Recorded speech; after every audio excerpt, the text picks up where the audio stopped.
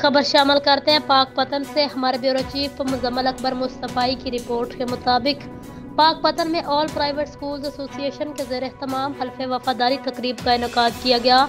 तकरीब में साबिक मेंबर सूबाई असम्बली मियां नवीद अली, CEO एजुकेशन उस्मान गनी, सदर बार एसोसिएशन मियां मोहम्मद अहमद भट्टू और Muzammil Akbar Bhatti bureau chief PN news Pakpattan ने शिरकत की।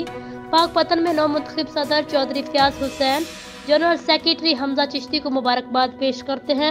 नौ मुंतखब ओहदेदारान तलीमी इस्लाहात में अपना किरदार अदा करेंगे। साबिक मेंबर सूबाई असम्बली मियां नवीद अली, लिटरेसी रेट में बेहतरी के लिए प्राइवेट स्कूल्स और एजुकेशन डिपार्टमेंट का एक पेज पर होना लाजमी है।